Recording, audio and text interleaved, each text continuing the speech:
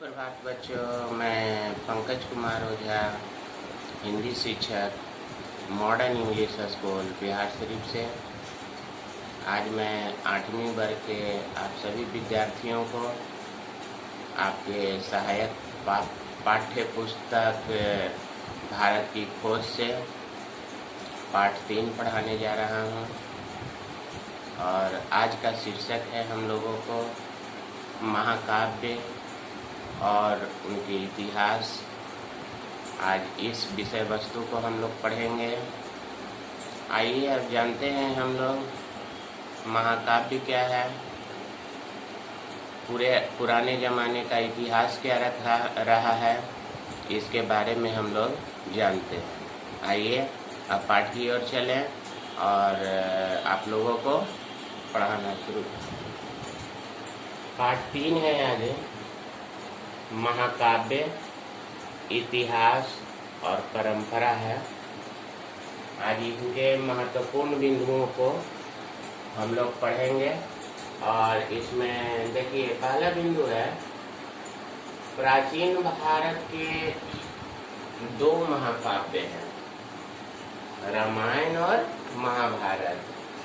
देखो बच्चों, महाकाव्य किसे कहते हैं? जो हमारे अंदर नवीन ज्ञान का संचार करता है। अर्थात रामायण और महाभारत 2 ऐसे महाकाव्य हैं जो हमें एक सच्चे मनुष्य होने का ज्ञान दर्शन कराते हैं। और महाभारत भी हमें ये बताता है कि असत्य पर सत्य की जीत और विजय कैसे होती है। और रामायण की तो बात ही नहीं। अगर रामायण का पूर्ण रूप में अध्ययन किया जाए तो जीवन धन्य हो जाता है। इसलिए रामायण और महाभारत ये दोनों को महाकाव्य कहा गया है। और सबसे पवित्र ग्रंथों में ही हम लोग रामायण, महाभारत और एक और है जिसे गीता है ना, गीता को मानते हैं। तो प्राचीन भारत के 2 ही महाकाव्य रहे, रामायण और महाभारत रहे। इन ग्रंथों में भारतीय आर्यों के आरंभ के समय की कहानी है। देखो बच्चे, ये महाकाव्य जो है ना, उस समय हमारे यहाँ भारतीय जो आर्य थे, जो आर्य लोग आए थे, उनके आरंभ के समय की कहानी है।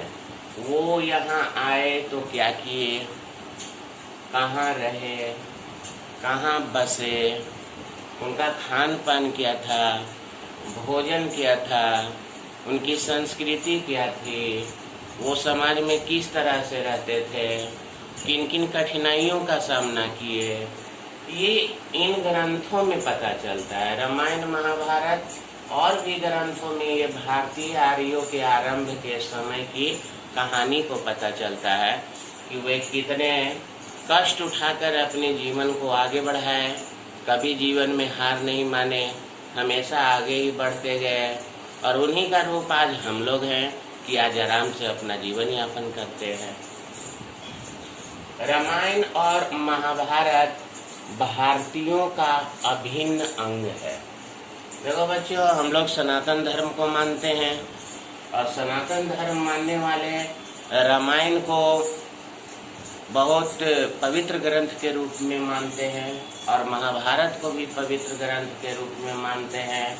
और हम सब भारतीयों का ये अभिन्न अंग है। क्यों अभिन्न अंग है?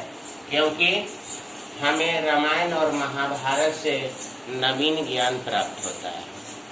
उस समय प्रभु श्री रामचंद्र जी क्या क्या किए थे, उनके आदर्श क्या थे, उन्होंने कैसा जीवन जीने के लिए लोगों को सिखाया। उनसे हम लोग त्याग के बारे में सीखते हैं, बलिदान के बारे में सीखते हैं, रघुकुल की रीत के बारे में सीखते हैं। वैसे ही महाभारत जो है असत्य पर सत्य की विजय, अन्यायी पर न्यायी का विजय, ये सब बातों को बताता है। हम सभी भारतीय जहाँ भी रहते हैं कभी कभी किसी जगह कहीं जगह हम लोग ये महाकाव्यों की चर्चा छेड़ देते हैं कि रामायण में ऐसे कहा गया है, महाभारत में उसने ऐसे कहा है। तो ये रामायण और महाभारत हम सभी भारतीयों का एक अभिन्न अंग है। इन महाकाव्यों को शिक्षित व अशिक्षित दोनों जानते हैं। अब देखो बच्चों, ये जो महाकाव्य है रामायण और महाभारत, इन्हें शिक्षित जो पढ़े लिखे हैं वे तो बहुत अच्छे से जानते हैं, क्योंकि वो हर पन्ने को उलटकर वो पढ़ लेते हैं, समझ लेते हैं, देख लेते हैं। लेकिन जो अशिक्षित है वो भी कम नहीं है। वो भी कहीं कहीं सभा में जाकर, जहाँ रामायण का प्रवचन हो रहा हो, जहाँ महाभारत की कथा हो रही हो, वहाँ वो पढ़ते तो नहीं है, लेकिन जाकर बैठ करके उन कथा को सुनते हैं और सुनने के बाद वो उसको आत्मसात करते हैं, अपने जीवन में उतारते हैं। तो इस प्रकार हम कह सकते हैं कि ये जो महाकाव्य है वो शिक्षित यानी पढ़े लिखे लोग भी जानते हैं और अशिक्षित दोनों जानते हैं। और कहीं न कहीं ये दोनों मिलकर उपमा भी दे देते हैं कि रामायण में ऐसे कहा गया है, महाभारत में ऐसे बोला गया है ना। महाकाव्य का इतिहास वैदिक काल तक जाता है। महाकाव्य का इतिहास कहाँ तक जाता है बच्चों? वैदिक काल तक। उस समय हमारे वैदिक काल में बहुत सारे ऋषि मुनि से लेकर के आर्य से लेकर उन लोगों को सारा वर्णन के बारे में बताया जाता है और कहा जाता है। इतिहास हमें साहस और बहादुरी के बारे में बताता है। इतिहास पढ़ने से क्या फायदा है हम लोगों को? इतिहास पढ़ने से हम लोगों को ये फायदा है कि हमारे पूर्वज कैसे इस धरती पर अपना जीवन यापन किए, किन किन मुसीबतों का सामना किए और उनके अंदर साहस कैसा था, वे किस बहादुरी से एक दूसरे से लड़ते थे, कैसे वो समाज में रहना पसंद करते थे। और इतिहास हमें ये बताता है कि उन लोग अपना जीवन कैसे जिए और उन्होंने अपने जीवन काल में क्या क्या किया। तो हम लोग ये इतिहास को पढ़कर हम लोग भी अपने जीवन काल में ये कुछ अच्छा करने के लिए सोचते हैं। तो इतिहास जो है वो हमें साहस, बहादुरी और जीवन में आगे बढ़ने के लिए प्रेरित करता है। यूनानियों, चीनियों के जैसा उस समय भारत में इतिहासकार नहीं थे। लेकिन देखो बच्चों, जिस समय इतिहास लोग लिखते थे तो लिखने वाले में यूनानी लोग जो थे और चीनी थे, चाइना के लोग थे। उस समय वे लोग इतिहास को लिखते थे कि आज क्या हुआ, कल क्या हुआ, वहाँ क्या हुआ, ऐसे हुआ, वैसे हुआ। लेकिन उस समय भारत में उतने अच्छे इतिहासकार नहीं थे, जिससे हम लोगों को बहुत बड़ी परेशानियों का सामना करना पड़ा उस समय, क्योंकि यहाँ लोग कोई इतिहासकार के रूप में उभरे ही नहीं, है ना, आगे आए ही नहीं। तो जब आए ही नहीं तो हम लोगों को क्या पता चला? तो तिथियां निश्चित करना कठिन होना।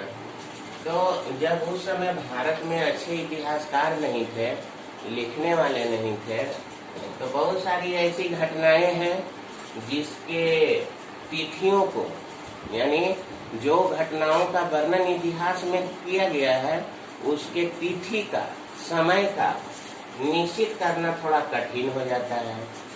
जैसे अब चीनी और यूनानियों ने लिखा तो उस समय उन लोग तिथि, डेट, तारीख सब लिख देते थे। लेकिन भारत के लोग उस समय उतने अच्छे इतिहासकार नहीं थे, तो तिथि निश्चित करना क्या हो जाता था? उस समय कठिन हो जाता था। कलहन की रजत रंगनी इतिहास को बताता है। कलहन जी एक बहुत बड़े राइटर थे, कवि भी हैं और लेखक भी हैं।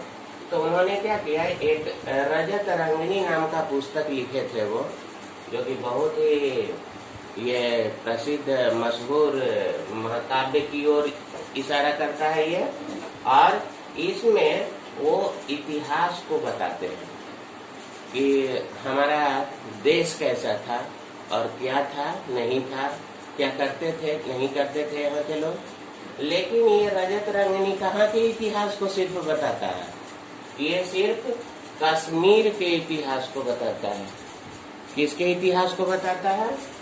कश्मीर के इतिहास को ही सिर्फ ये बताता है, क्योंकि रजत रंगनी कल्हण के द्वारा लिखा गया है और इस रजत रंगनी में कल्हण जी ने कश्मीर के इतिहास को बताया है कि उस समय कश्मीर के लोग कैसे रहा करते थे, उनकी जीवन शैली क्या थी, वो कौन कौन से ऐसे कार्य करते थे जो कि सराहनीय कार्य होता था, आगे बढ़ने के लिए उन्होंने क्या क्या किया।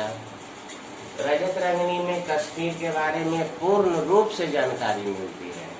तो बच्चों, हमारे यहाँ उस समय अच्छे इतिहासकार तो नहीं थे, फिर भी हम लोग आज इतिहास में बहुत सारी बातों को पढ़ लेते हैं। ये बच्चों यहीं पर पाठ समाप्त हो रहा है। इन महत्वपूर्ण बिंदुओं को आप लोग अपने उत्तर पुस्तिका में लिख लेंगे और वीडियो को अच्छे ढंग से देखेंगे। इस पाठ से संबंधित मैं कुछ प्रश्नों को बनाने के लिए दूंगा, जिसे वीडियो देखकर आप सभी बच्चों को बनाना है। तब तक के लिए धन्यवाद। आपका दिन मंगल।